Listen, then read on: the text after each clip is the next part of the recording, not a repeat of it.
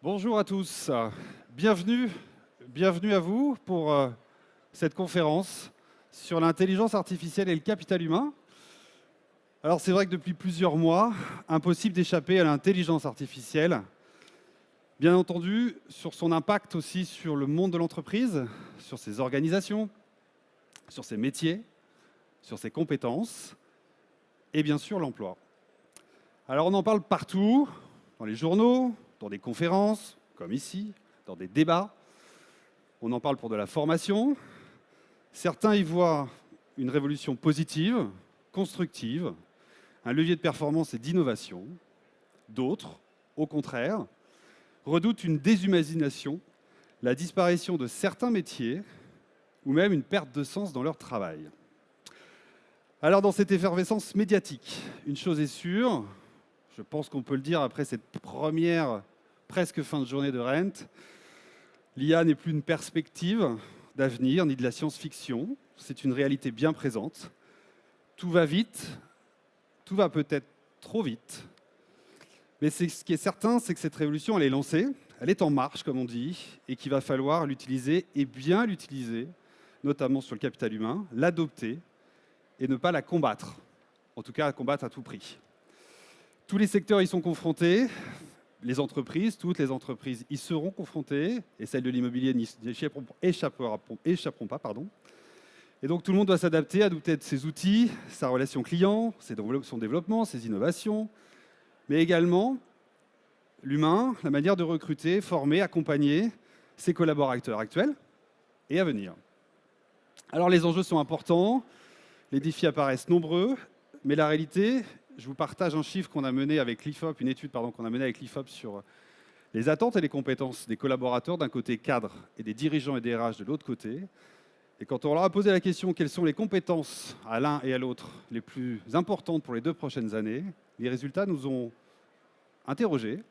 53% des cas disaient que c'était l'intelligence artificielle, donc ça je vous parle en mars 2025, et seulement 20% des DRH et des chefs d'entreprise déclaraient que c'était la priorité et mettaient plutôt le recrutement comme la priorité et la fidélisation de leurs collaborateurs. Alors ce que je vous propose aujourd'hui, je ne serai pas tout seul, on est plusieurs à pouvoir échanger sur le sujet et partager avec vous. Ce qu'on s'est dit, c'est que ça sera en toute humilité, réalité. On n'est pas là pour raconter le monde qui n'existe pas, mais partager avec vous nos doutes, nos convictions, nos croyances. Et moi, ce que je vous propose aussi, c'est de savoir si cette position des DRH, des chefs d'entreprise, elle a évolué sur ces semaines qui se sont écoulées depuis ces sondages en mars. Il y a beaucoup de sondages qui sont parus aussi. Est-ce que l'IA joue un rôle dans le recrutement, la gestion des compétences, l'employabilité des collaborateurs? Donc je vous propose d'en parler avec 3 experts du marché que vous connaissez certainement et que je suis heureux de pouvoir partager avec eux la scène aujourd'hui. Donc j'appelle à me rejoindre Karine Marchand, la DRH du groupe Alterea et la DRH de Cogedim. Vous pouvez, merci. Olivier Colcombet, président, directeur général de Digitray Group. Et Florence Sobat, spécialiste IA, management et dirigeante d'Altitude RH. Et pour moi-même, je ne me suis pas présenté. Je suis Vincent Monfort, je suis le directeur offre et solutions entreprises de l'école Audencia. Et ravi d'être parmi vous. Je t'en prie, tiens Florence, je te laisse. Alors, merci de m'accompagner cet après-midi. Moi, j'ai une première question.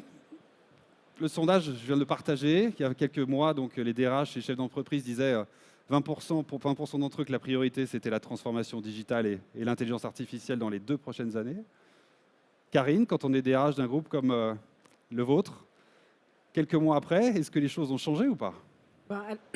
Bonjour à toutes, bonjour à tous. Bon, déjà, ce n'est pas tout à fait la même question que celle de tout à l'heure. Donc, oui, J'ai adapté quand même. Oui. Si la question est posée comme ça, donc effectivement, je confirmerai que dans les préoccupations des DRH aujourd'hui, l'IA, formation, on y reviendra, ce qu'on y met derrière, mais en tout cas, l'IA est une de nos préoccupations majeures. Olivier, quand on est président d'un groupe comme le vôtre? Alors, j'aurais 2-3 axes. Le premier, c'est qu'on ne recherche pas l'IA pour l'IA, mais bien pour faciliter le travail quotidien. Ensuite, il y a deux IA. Celle qui est un outil pour faciliter la vie, la recherche. Et puis, il y a l'IA, celle qui fait peur. Vous avez vu, il y a 1000 patrons qui ont signé une convention parce qu'elle passerait au-delà de l'intelligence humaine et représenterait un risque à moyen long terme. Et le moyen long terme, c'est 2029-2030, pas 2100. Donc, et puis, quand Vincent vous posait cette question, j'ai deux mots qui me viennent en tête. Le premier, c'est plus il y aura d'IA, plus ce sera artificiel, si je puis dire. Puis l'intelligence émotionnelle prendra de place.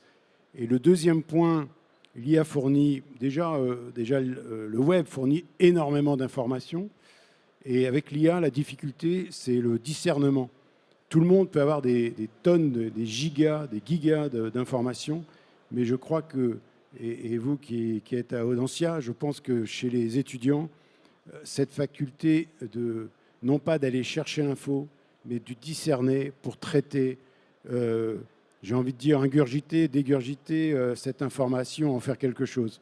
Et donc, nous, notre rôle, moi, dans mes activités, c'est qu'en fait, on n'en parle pas de l'IA, qu'elle soit là au service, et non pas qu'elle prédomine sur ces deux composantes qui me semblent excessivement importantes pour les générations à venir et celles qu'on forme et qu'on développe aujourd'hui. Partage. Florence, votre regard en tant qu'ancienne DRH et Bonjour. maintenant experte. Bonjour à toutes et à tous. Pour revenir sur le pourcentage de chefs d'entreprise qui attendent des compétences en IA, moi j'ai en tête, je fais beaucoup de veille sur le sujet et j'interviens sur de nombreuses tables rondes et conférences. Et j'ai en tête aujourd'hui le chiffre de 60% des dirigeants qui disent que les compétences IA sont nécessaires aujourd'hui pour les profils. Et je vais quand même me permettre de donner quelques chiffres, même s'ils ne sont pas agréables à entendre. Mais vous avez les grandes entreprises américaines, et on dit que toujours ça vient après chez nous, mais Accenture, moins 12 000 personnes, Amazon, moins 14 000, et Microsoft, moins 5 000. Et ce qu'ils ont dit, pour justifier ces restructurations et ces limites, en fait, de personnel, c'est que l'IA avait remplacé déjà tous leurs juniors et qu'ils n'avaient pas des juniors qui étaient suffisamment formés et aguerris à l'IA. Et c'est pour ça qu'on parlera beaucoup tout à l'heure de l'employabilité et de ce que c'est qu'être formé à l'IA ou d'utiliser un outil automatique et de vraiment maîtriser des compétences IA qui est une question fondamentale pour la suite, pour tous les salariés. Effectivement, on en parlera tout à l'heure, mais avant de parler d'employabilité, il faut bien recruter ces personnes. Je vous propose de faire un petit zoom sur cette partie recrutement, qui est aussi le thème de cette conférence. Sur la partie recrutement, Karine, est-ce qu'il y a déjà aujourd'hui on parle d'intelligence artificielle, des nouveaux outils sur le recrutement, on va en parler, mais est-ce qu'aujourd'hui il y a des outils qui en fait sont dépassés justement par cette intelligence artificielle ou au contraire qui résistent bien dans les process de recrutement ? J'ai envie de dire que l'IA s'est déjà introduite dans tous les systèmes de recrutement. Quand je parle des systèmes de recrutement, je parle de la partie outils, publication des offres, présélection finalement, sans qu'on le sache. Et c'est une des premières difficultés ou un des premiers dangers finalement des fonctions RH, où finalement, en fonction de comment vous allez rédiger votre CV, ça va sortir comme étant un CV sélectionnable ou pas. Je prends un exemple très concret. On publie récemment un poste pour rechercher un responsable ressources internes. Donc ressources internes, c'est des services généraux. Nous n'avons eu exclusivement que des candidatures de responsables RH. Donc on voit bien qu'il y a un moment, ce n'est pas juste parce que les humains qui étaient derrière n'ont pas lu, c'est qu'il s'est passé autre chose. Donc on a changé la terminologie. En changeant la terminologie, on fait appel à d'autres types. Donc la sélection, elle se fait. Et une des premières difficultés est celle-ci, c'est que là, on l'a réalisé. On l'a réalisé, mais jusque-là, on ne l'avait pas complètement remarqué. Donc il va se passer plein de choses.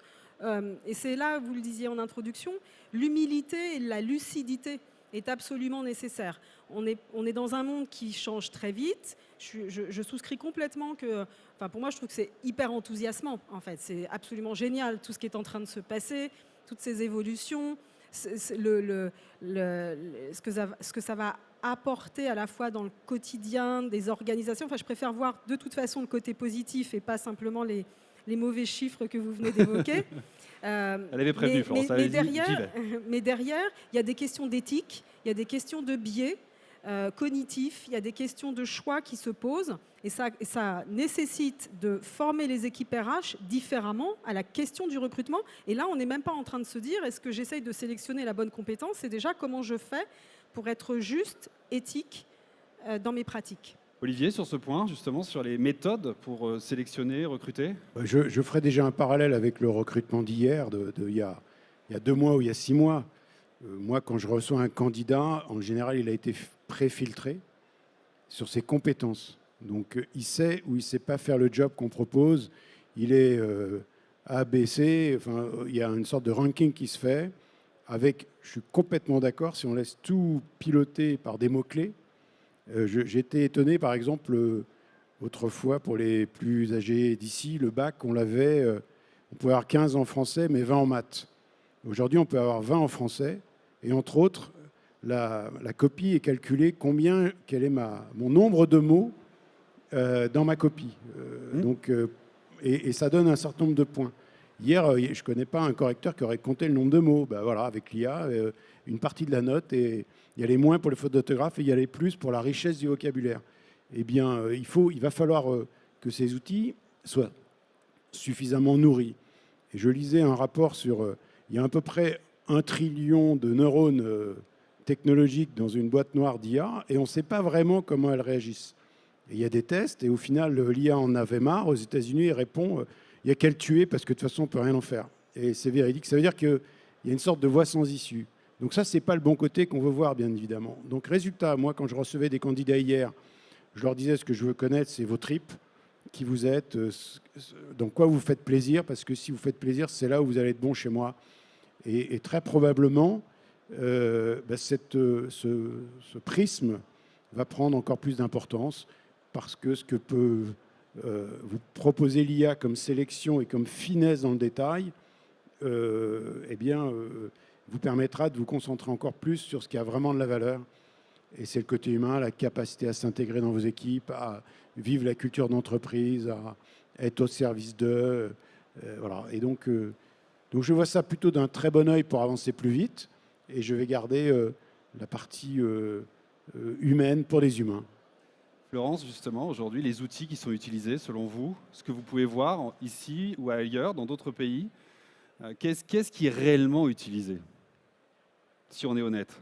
Alors, l'IA est très utile pour rédiger ses annonces, valoriser davantage ses atouts d'entreprise, préparer ses entretiens de recrutement, définir des fiches de poste. Et après, tous les logiciels d'IA qui sont là pour filtrer les candidatures, moi j'ai un problème éthique avec, parce que, comme le disait Karine, on peut passer à côté de bons profils. Parce que tout ce qu'on a prôné pendant des années, qui était recruté sur les soft skills, les vraies capacités, aujourd'hui, quand vous parlez d'esprit critique, quand vous parlez de créativité d'une personne, quand vous parlez de communication, de capacité à coopérer, etc., comment l'IA le détecte? Elle ne le détecte pas sur un profil. Donc, il y a des choses qui sont très intéressantes dans les usages d'IA pour le recrutement. Et il y en a d'autres, malheureusement, qui peuvent nous permettre de rater des candidats. Donc, le discours de comment éduquer, travailler avec ses recruteurs pour ne pas passer à côté de bons profils. Olivier, je voyais réagir. Oui, je pense que ça va tellement vite que si aujourd'hui, c'est encore secondaire, l'IA va réussir à capter. Et pour moi, ça ne va pas tellement être le fait de l'identifier, mais ça va être toujours pareil, la perversité dans ce que je vais écrire et rédiger. C'est-à-dire que si je comprends, je sais pas, tout le monde sait que Google, il y a 12 éléments clés. Si on les connaissait, ce serait facile de contourner et de tricher. Il y a eu beaucoup de faux CV, vous savez mieux que moi. Demain, il y aura probablement des lettres de motivation ou des CV très orientés parce que je sais ce à quoi s'attend le robot, entre guillemets, l'IA. Et le deuxième point, on aurait dû le faire en préambule, si tu me permets, Vincent, c'est nous, on a une grosse confusion dans nos entreprises entre l'IA et ChatGPT. Parce que vraiment, chez nous, l'IA, c'est ce qu'on ne voit pas. Et ChatGPT, c'est une requête que font nos collaborateurs sur un sujet précis. Et donc, quand Avec on tous a... les sujets de données que ça induit. Hein. Comment ? Les sujets de gestion des données que ça induit. Tout à fait. Et donc, nous, on gère des réseaux de 5000 conseillers. La partie automatisation, l'IA planquée, l'IA au service d'eux, bien sûr, on n'est pas censé en parler tous les jours. L'usage affiné, le bon prompt, la bonne recherche, le bon discernement, est-ce que je prends qu'un ChatGPT ou est-ce que je prends ChatGPT plus Mistral, plus que sais-je, pour avoir cette capacité à discerner et à mieux comprendre, la valeur ajoutée, elle viendra de là, à mon sens. Karine, vous parliez de biais tout à l'heure. Finalement, tout ça est très rassurant parce que à Karine partir du positive. moment, Hein. ouais, moi je suis, parce qu'à partir du moment où on se dit qu'il y a des biais, ça veut dire que dans la façon dont je vais devoir utiliser mon intelligence humaine pour aller faire de la présélection, va me demander de réfléchir plus.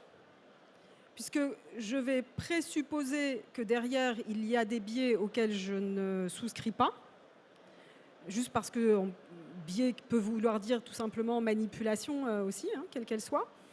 Donc ça veut dire qu'il faut trouver des stratagèmes intellectuels humains pour non pas passer notre temps à contourner, mais à se dire mais c'est quoi la bonne approche, la bonne tactique pour aller identifier où est ma bonne ressource humaine, puisque là on parlait de recrutement humain, hein, on est bien d'accord. Et c'est là que ça devient intéressant aussi. C'est cette notion de un mot veut dire quelque chose, il veut dire quelque chose dans ma langue, mais il veut dire quelque chose aussi dans une autre langue qui est une langue algorithmique. Et à partir de là, je dois comprendre comment cette langue fonctionne, mais comme vous dites, elle va tellement vite qu'il faut que j'utilise quel est le bon sens de ce que je suis en train de faire, et pas simplement de répondre à une question bête et méchante posée. Et quand je vous entends, avant de parler de l'employabilité, là sur les équipes RH aujourd'hui, les équipes recrutement, ça veut dire quoi? Il faut les former en permanence à ces outils. Qu'est-ce qu'on met en place en fait? Parce qu'il faut suivre justement ce rythme pour être sûr de ne pas louper des candidatures. Alors, je pense qu'il faudrait, les Yaka Faucon, voilà, il faut plus sensibiliser, c'est-à-dire aller dans la façon dont les choses se programment. Alors, on ne va pas tous devenir des spécialistes du sujet, sachant qu'on parle de l'IA, on ne parle pas du quantique, qui est encore un autre sujet et qui va mettre encore de l'exponentiel à toute l'évolution de ce qu'on est en train de parler. Donc on voit bien que ce n'est pas juste essayer de rattraper et passer notre temps à courir derrière. Moi, je dis souvent, dans notre jargon, on dit « je suis une formation », au sens « suivre une formation »,« je suis une formation ». Moi, je suis en train de dire « non, c'est la formation qui doit me suivre désormais ». Donc ça veut dire que je dois davantage me poser la question de à quoi sert ce que je suis en train de faire. Je cherche une personne pour faire quelque chose de particulier, apporter une valeur particulière. Et donc, quel est le meilleur moyen pour aller identifier cette personne? Soit par les canaux que je connais habituellement, mais qui ont des biais, soit par d'autres. C'est ça que je dis. En fait, plus finalement on est aidé par des outils, plus le moment où je dois réfléchir doit être un moment où à forte et très forte valeur ajoutée pour que je ne tombe pas dans les biais qui me sont volontairement ou involontairement dressés. Laurence, quand vous entendez Karine, ça, c'est un sentiment que partagent de nombreux DRH ou pas encore? Je pense que la fonction RH se pose beaucoup de questions aujourd'hui par rapport à l'IA et justement tous les biais que ça peut amener. Pour autant, ils s'y mettent et prennent comme tous les métiers la chose, parce qu'aujourd'hui, il faut savoir qu'en France, on a un véritable retard. Je vais juste pointer une étude de OpenAI, qui est la plus grosse étude qu'on ait connue sur les IA génératives, et je reviendrai sur la fonction RH après, qui a été faite entre 2024 et 2025 en suivant plus de 1,5 million de conversations. Ce que nous dit et ce que nous confirme OpenAI, c'est que aujourd'hui, vous avez l'usage de l'IA qui se fait à 70% de façon personnelle et simplement 30% de façon professionnelle. Donc au niveau professionnel, on peut se gausser et se dire que tout le monde sait faire de l'IA ou utiliser de l'IA, c'est pas vrai. On s'est tous posé une question à ChatGPT, on ne sait pas forcément, ou un autre, hein, on ne sait pas forcément comment la poser, comment contextualiser, comment itérer derrière, comment vérifier qu'il n'y a pas d'erreur, parce qu'il y en a beaucoup. Et donc, simplement 30% au niveau pro. Quand c'est du niveau pro, c'est juste de la question, c'est-à-dire je fais une recherche, ou bien je rédige un texte ou une communication. On est loin d'avoir des personnes en France, mais même dans le monde, qui utilisent l'IA de façon très poussée. Et c'est une véritable compétence, en fait. Le prompting, aujourd'hui, d'ailleurs, ça devient des métiers. Hein. Les métiers de prompt engineer sont des nouveaux métiers. Pour revenir sur l'étude de OpenAI, ce sont essentiellement des jeunes qui utilisent, même s'il ne faut pas faire de barrière d'âge, mais dans leur population, ce sont des jeunes. Et pour étayer le retard de la France et de l'Europe, eh bien, ils nous disent qu'en fait, les pays qui sont les pays à plus faible revenu ou à revenu intermédiaire vont 4 fois plus vite en matière d'apprentissage de l'IA que les pays riches. Je fais partie des 300 ambassadeurs qui ont été sélectionnés par le gouvernement français dans le cadre du plan Oser l'IA pour justement essayer de porter davantage l'IA auprès des TPE, PME en France, pour rassurer, pour pousser à l'usage de l'IA, pour présenter différents cas d'usage et faire en sorte que les entreprises s'en emparent. Parce que ce que nous dit le gouvernement, c'est qu'on n'y est pas. Le baromètre de France Numérique de cette année fait état d'une entreprise, une TPE-PME sur 4 qui aurait en fait mis en place des usages IA. Donc je sais que le monde de l'immobilier, il y a quand même des grands groupes, mais il y a aussi beaucoup de TPE-PME. Donc vous voyez, 1 sur 4. L'année dernière, c'était moitié moins. Donc ils considèrent, et on considère en France, avoir un gros retard, et il faut y aller. Le risque aujourd'hui, c'est de ne pas y aller. Mais c'est se dire, on n'y va pas n'importe comment, on identifie quelques cas d'usage propres à nos métiers, à notre rôle, à notre fonction, qu'on va mettre en place, et on pratique, et on se forme. Et ce n'est pas une formation un jour qui va compter en IA, c'est vraiment la pratique, et c'est vraiment la capacité à savoir contextualiser, à savoir se servir de ces outils, à savoir utiliser aussi plusieurs outils en même temps, et à travailler sur sa propre employabilité. Parce qu'aujourd'hui, il y a 2 mots-clés à retenir. Il y a la compétitivité de nos entreprises et il y a également l'employabilité de nos collaborateurs. Alors l'employabilité, on va y arriver juste. Mais j'avais une question à poser à Olivier. On connaît votre franc-parler, Olivier.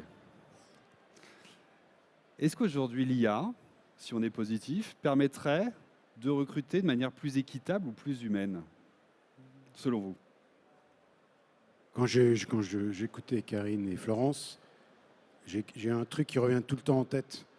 Moi, j'ai fait 20 ans de jeux vidéo. Pour aller chercher les meilleurs, on passait par nos collaborateurs. Avec des parrainages chez EA, qui est un groupe international de jeux vidéo. Les meilleurs recrutements, on les faisait par nos collaborateurs qui disaient je connais une personne parce qu'elle match. Je pense que ça va être mon alter ego. J'ai intérêt à recruter un bon. Techniquement, j'ai intérêt à avoir quelqu'un qui s'adapte à la culture d'entreprise, qui s'intègre à l'équipe. Il n'y a pas pire que de recruter le mauvais. C'est comme dans un bus, quand on commence à avoir des gens qu'on ne veut pas avoir à côté de soi, tout le monde descend. Et celui qui monte, il a la tête de celui qui a fait fuir les autres. Il ne faut pas rêver. Et les Américains, ils adorent ça, et ça fait 25 ans qu'ils en parlent. Ce n'est pas nouveau. Donc, je ne peux pas m'enlever de la tête que ça ne reste qu'un outil. Et le jour où il fait le job à la place du DRH, c'est qu'on s'est trompé. Mais je peux complètement me tromper, hein, vous m'excuserez, mais je donne trop de valeur à l'humain et à la capacité de l'être humain à avoir ce discernement. Et je ferai une énorme différence entre le use case d'un process administratif, le use case d'une surveillance, vous avez vu, on vient d'interdire la reconnaissance faciale à grande échelle, parce que c'est vrai qu'il y a un moment où est notre liberté.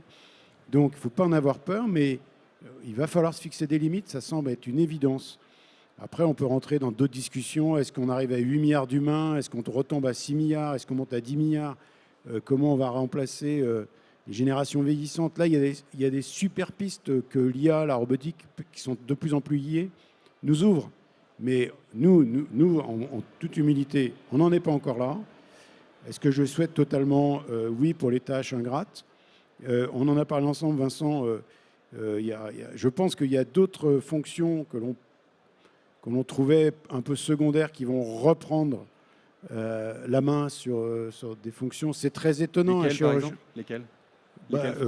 Beaucoup de fonctions manuelles qui sont un peu délaissées, qui, à mon sens, vont reprendre des lettres de noblesse parce qu'il y a cette capacité à ne pas tout remplacer par l'être humain. On a beaucoup parlé, par exemple, si vous suivez ce qui se passe, les infirmières en Hollande, il y a un bouquin qui est là-dessus qui est fabuleux, dont malheureusement le nom m'échappe en anglais. Ils ont changé tout le modèle et c'est plus à la tâche, c'est plus à l'acte. Ils se rendent compte que finalement c'est dans l'accompagnement. Et donc la réussite de ces programmes, c'est sans commune mesure. Avant j'arrivais, c'est beaucoup la gériatrie qui est cible. Hein. Je faisais mon acte, je me barrais et puis tant pis.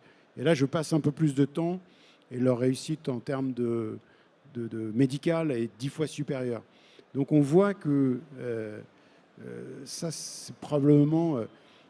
franchement, avoir un rebond tondeuse qui aujourd'hui est passé de filaire à GPS et demain à rien du tout parce qu'il va reconnaître que c'est un arbre, il ne faut pas le couper, c'est génial. Ça j'embrasse à 100%. Mais sur les fonctions RH, je serais plus prudent. Alors si on parle maintenant d'employabilité, parce que donc, on voit que ça va forcément faire évoluer les méthodes de recrutement et les outils. Une fois que ces collaborateurs sont là, Olivier, comment on prépare justement à ces nouveaux métiers? J'étais un peu provocateur, mais quand j'entends Karine qui dit on suit des formations, bah déjà, c'est bien, c'est important de suivre. Non, mais déjà, si je m'accroche sur le mot suivre, moi j'aimerais devancer.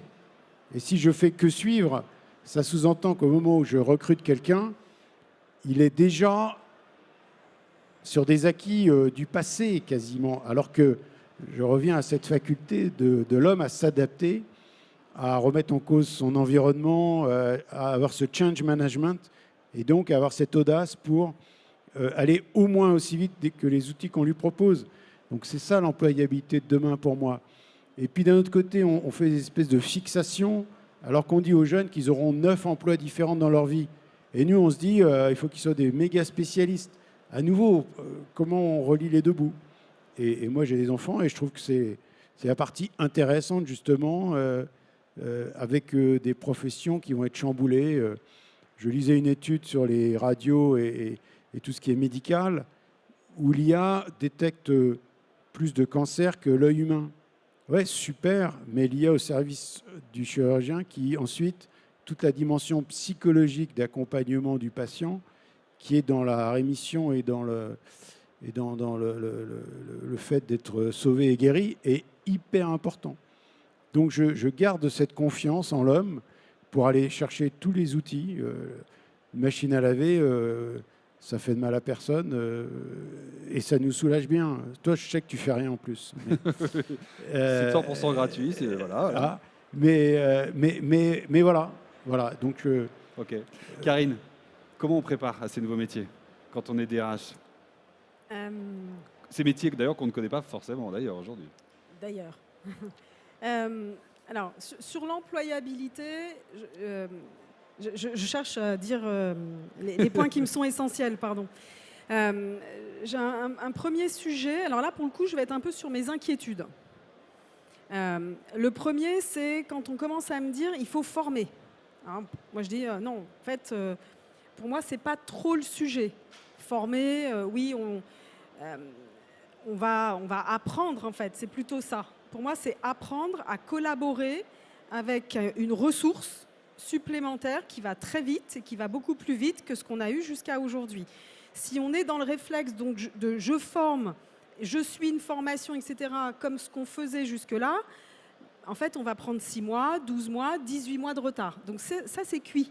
Donc finalement, c'est comment je mets à disposition par différents moyens digitaux de l'apprentissage permanent pour comprendre en permanence comment les nouveaux outils qui existent fonctionnent. Premier point. Le second point, c'est de mes inquiétudes.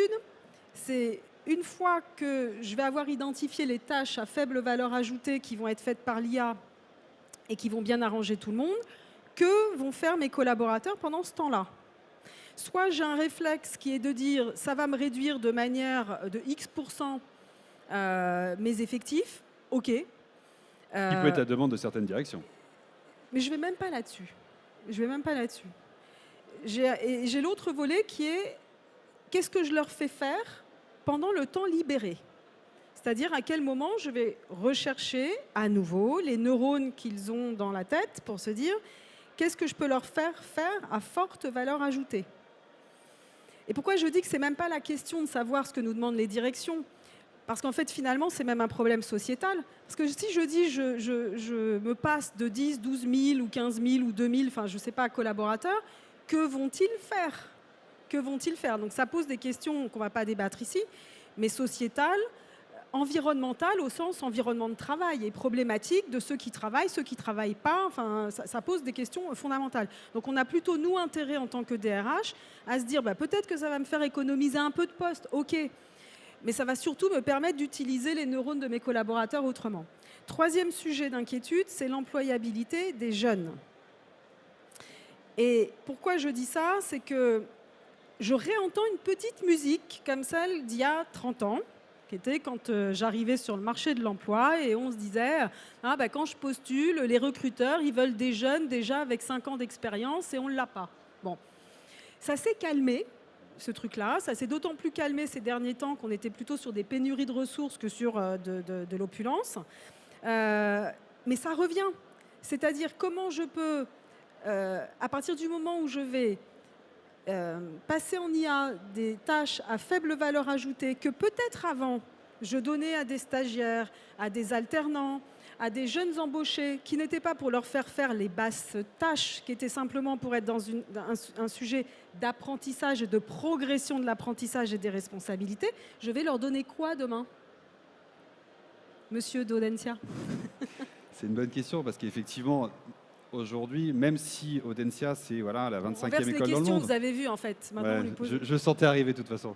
Et c'est important parce que même si vous êtes une grande école, il faut aussi avoir cette honnêteté d'imaginer que des étudiants qu'on reçoit aujourd'hui en première année, qui vont passer 3, 4, 5 ans avec nous, quand ceux qui arrivent aujourd'hui vont sortir dans 3 ans, dans 4 ans, il est de notre rôle, notre mission, de les préparer justement à s'insérer sur ce marché professionnel. Et c'est vrai que je rejoins l'inquiétude de Karine, je vous la partage, parce que c'est important aussi que le monde professionnel et que le monde de l'enseignement travaillent ensemble, parce que ceux qu'on forme aujourd'hui à apprendre, et en fait apprendre à apprendre en permanence, ils doivent s'insérer dans la vie professionnelle. Et c'est vrai qu'on sent là aujourd'hui, alors on est moins exposé que d'autres écoles, puisqu'effectivement on est une grande école internationale, etc. Mais on sent que si on n'est pas main dans la main, en fait les collaborateurs aujourd'hui qui vont venir de toute façon, qui vont grandir, effectivement qui vont trouver une place, pour qu'ils développent et qu'ils continuent le développement de vos entreprises, il va falloir trouver effectivement une insertion. Et d'où l'importance de pouvoir questionner les outils que je vais avoir à ma disposition. Parce que quand vous prenez un document rédigé par un étudiant aujourd'hui, j'en ai à la maison, c'est super chiadé, c'est super bien écrit, il n'y a pas une seule faute d'orthographe. Déjà. L'IA a super bien bossé. Mais ce qu'on regarde en fait derrière, c'est pas que ce soit super bien rédigé avec des mots où on sait que c'est pas leurs mots habituels, mais par contre, c'est de regarder le fond. Parce que la structuration de leurs documents, pour le coup, c'est pas l'IA qui l'a produit, c'est la façon dont ils ont voulu questionner et structurer. Je disais sur le prompt tout à l'heure. Justement sur les compétences. Florence, aujourd'hui, d'après vous, quelles compétences sont importantes à développer, à acquérir, justement dans ce monde dans lequel nous avons basculé et de l'impact que va avoir l'intelligence artificielle sur les métiers? Normalement, c'est ouvert. Alors, comme je l'ai dit tout à l'heure, la compétence IA, et par rapport à ce que disait Karine, c'est vraiment... on n'est pas remplacé par l'IA, on fait avec l'IA. Hein. C'est très, très important la nuance aujourd'hui au niveau des métiers. Et donc, les 15-20% de temps gagné, je suis entièrement d'accord, comment on les repense, à quoi on les utilise. Et c'est tout ça qui est aujourd'hui majeur dans les entreprises, quel que soit le domaine d'activité, c'est de pouvoir travailler avec ses collaborateurs pour se dire, ce temps-là, OK, on sait qu'on l'a gagné, comment on va se différencier par rapport à nos concurrents, qu'est-ce qu'on va faire de plus? Et dans l'immobilier, c'est comment on va soigner le service client, comment on va soigner le questionnement client, comment on va soigner les petits plus à côté, je ne sais pas, je ne suis pas dans votre domaine, mais réfléchir à tout ça. Et quand les entreprises parlent d'IA, elles parlent souvent, et je rejoins mais totalement Karine, en disant « j'ai besoin d'une formation pour mes salariés ». Non. Parce que déjà, tout le monde ne va pas au même rythme. Il faut savoir que l'IA fait peur et que vous embarquerez petit à petit. Et que c'est en embarquant certaines personnes que ça va finalement se diffuser auprès des autres et qu'ils vont aussi s'auto-alimenter, s'auto-former, s'auto-coacher là-dessus. Donc, j'y vais progressivement. Je distingue ce que je peux faire avec de l'IA, ce que je vais pouvoir faire par une majorité, et ensuite, je pratique et je fais en sorte d'alimenter un système interne, digital, peu importe, qui fasse que les gens aient cette curiosité de voir ce qui se passe dans l'IA. Parce que ce n'est pas parce que vous avez été formé à ChatGPT, à Claude, à Gemini ou à Notebook LM, là, il y a 2 mois, ça évolue, mais c'est monstrueux. Les spécialistes de l'IA, de la tech, parlent d'une vitesse inhumaine. Et en fait, c'est aussi ça qui fait très très peur aux gens, c'est qu'il y a une charge mentale d'absorption de ce progrès technologique, quand on se met à essayer de développer cette compétence IA, qui est bien plus lourde que celle qu'on a connue sur Internet ou sur les réseaux sociaux. Donc, pour finir sur la compétence, donc le prompting, le discernement, les compétences transverses de communication, de créativité, de auto-formation. Je dirais que la compétence d'auto-formation d'un individu, pour moi, aujourd'hui, elle est essentielle parce que tous, en règle générale, on a tendance à attendre que ça vienne et qu'une boîte nous forme, et non, à contrario, il faut s'auto-former et essayer de voir ce qui se fait et être proactif. Olivier, par rapport à ça, ces compétences, je n'ai pas entendu ça de sens critique. Le sens critique n'est pas encore, parce que quand on s'est vu quand même pour préparer, c'est quand même arrivé. Là, vous n'avez pas encore parlé. Si je dois être un peu critique, il y a un truc qui me chagrine parce que c'est pas quand je recrute, c'est là on parle de l'IA technologique, donc on a des spécialistes. Ça me fait un peu penser aux routiniers et aux non-routiniers d'hier. On mettait du process pour le routinier, pardon. C'est beaucoup d'itérations comparables. Et on mettait de l'intelligence sur le non-routinier parce que là, il faut des neurones et il faut de la réflexion. J'ai un peu envie de faire le parallèle parce que ça va demeurer. Ce qui va rester, c'est comment je l'utilise. Mais on n'a pas parlé de management. Et quand on forme dans des écoles, d'ailleurs on dit parfois on disait des écoles de commerce, on dit des écoles de management. L'IA va m'aider, va me mettre dans des conditions, va m'entraîner. Je vais pouvoir m'entraîner avec de l'IA pour avoir le bon comportement ou la bonne présentation en public ou que sais-je. Mais manager des hommes, ça reste manager des hommes. Et au moment où je serai face à la problématique de motiver, de faire toutes les étapes d'un bon manager, je ne vais pas demander à mon IA, tu me dis ce que je fais, tiens, il m'a dit ça. Donc je conserve cette confiance dont il y a un plus que l'homme a et doit avoir.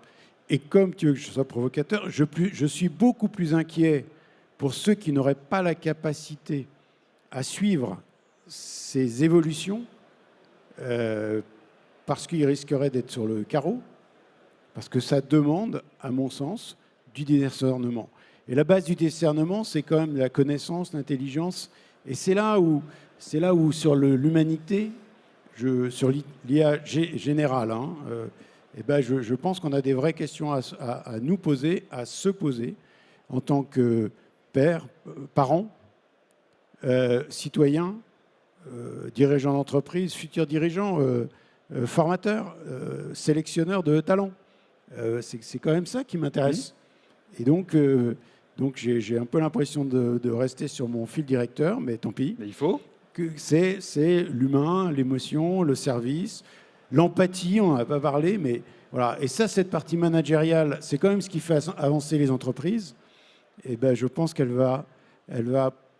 Aujourd'hui, c'est hyper complexe d'être un middle manager coincé là, entre la direction et les collaborateurs. Et ben, j'espère qu'on va développer des talents et des jeunes qui ont envie de... Aujourd'hui, ils n'ont pas envie d'être manager, sincèrement. Non, ça fait plus rêver. Non. Ben ouais, c'est quand même dommage, non? Voilà, donc je l'espère, ou probablement, c'est des talents qui vont reprendre de l'importance parce que on va déléguer, on va sous-traiter à l'IA, à d'autres, des robots, enfin, etc., les tâches que finalement sont un peu ingrates. Mais je penserai à ceux qui aujourd'hui faisaient ces tâches ingrates. Qu'est-ce qu'on leur propose comme société? Qu'est-ce qu'on leur promet? Tout à l'heure, j'entendais stagiaires, j'entendais alternants. Nous, on en a comme tout le monde. Ce qui m'a bluffé les 10 dernières années, c'est que toutes les grandes écoles d'ingénieurs ou de commerce, de management, proposent de l'alternance. C'est bien parce qu'il faut que je commence le plus tôt possible à monter en selle pour pouvoir continuer sur ma trajectoire et avoir une courbe exponentielle à l'intérieur de l'entreprise et pas en dehors de l'entreprise. Ce que Dancia a bien compris, mais toutes les grandes écoles françaises l'ont bien compris. Voilà, donc je reste campé sur mes convictions. Il faut. Que l'homme a encore un bel avenir et c'est à nous d'ailleurs de faire en sorte qu'on le dote et on le prépare à ça. Karine, sur ces points. Compétences, attentes. J'ai envie de réinsister sur un mot que vous avez dit, qui est la connaissance. L'esprit critique, ça ne se décrète pas. Le discernement, ça ne se décrète pas, ça se construit. Et la formation académique, les sciences humaines, que ce soit la philosophie, l'anthropologie, la sociologie, l'histoire, sont des fondamentaux qu'on a oubliés depuis qu'on est sorti du système scolaire jusqu'au bac, on va dire, à peu près. Jusqu'au bac, on fait à peu près ça, à peu près, et qu'on oublie après. Or, la pensée critique, elle se forge. Alors, si je m'écoutais maintenant quand j'étais en terminale, où ça me cassait parfois un peu les pieds, tous ces philosophes, j'y comprenais pas toujours grand-chose, mais franchement, avec le recul, je me dis, peut-être qu'il faut former aux outils hyper techno, digitaux, etc., et en même temps revenir aux sciences humaines, il n'y a pas tellement de millions de moyens de structurer une pensée. C'est de lui mettre de la connaissance. Ça sera ça la clé de l'employabilité? En fait, en discuter comme ça, souvent je dis ça, je dis on n'a pas assez d'anthropologues, on ne fait pas assez intervenir l'histoire. Ce n'est pas pour regarder dans le rétroviseur du tout. Bien au contraire, je pense que pour construire humainement aujourd'hui et demain, il faut regarder tout ce qui a construit notre éducation, notre culture franco-française et internationale, pour se forger des cerveaux bien faits. Et finalement, les former à je ne sais pas quoi en école aujourd'hui, finalement, ils vont être à peine sortis, que ce sera encore plus obsolète que ça n'était par le passé. Par contre, les fondamentaux des sciences humaines, ça ne prendra pas une ride. Olivier. Oui, c'est ce que la génération précédente appelait les humanités. Et à nouveau... plus on a recours à des inhumains, plus les humanités, j'espère, vont avoir de poids. Moi, j'ai une fille qui est interne pour toute la partie cancéro et elle suit des formations sur la relation avec le client, enfin le patient chez eux en l'occurrence, chez nous ce serait le client, parce que l'acte médical ne suffit pas. Non. Finalement, pourquoi pas dans nos... Enfin, je pense que c'est complètement valable pour nos jobs et que n'oublions pas une chose, c'est que si je suis pas heureux dans mon job, j'ai peu de chances d'être heureux dans ma vie. Je peux être quand même heureux à la maison, je vous rassure, mais il y a cette complémentarité et des IA qui amèneraient pas de valeur sur le quotidien et la vie de chacun. Et moi, je suis interloqué. Là, j'ai reçu une jeune fille exceptionnelle. Camille, elle a fait l'ESSEC. Et là, elle veut rentrer en médecine parce que parce que finalement, ça n'a pas assez de sens. Elle est passée par Urgo, ça se rapproche un peu, les pansements, là, les bobos. Voilà. Et donc, tous ces jeunes qui recherchent du sens avant tout. Ce n'est pas l'IA qui va donner du sens à leur quotidien. Et donc, restons sur des fondamentaux, les humanités, tout ce qui bâtit un homme, une femme avec une colonne vertébrale droite et pas biscornue. Message C'est ce reçu, sur quoi je miserai. message reçu, je ne vais pas être le porte-parole des grandes écoles françaises, mais en tout cas, sachez que, en tout cas, à Audencia et chez les autres aussi, en tout cas dans le top 10 en France, c'est des sujets sur lesquels on amène nos étudiants, parce qu'effectivement, aujourd'hui, on voit bien que c'est ça aussi qui fera la différence et c'est ça aussi que vous allez rechercher vos entreprises. Un grand merci à tous les trois d'avoir partagé votre expertise, vos savoirs, vos doutes aussi et inquiétudes. Merci beaucoup.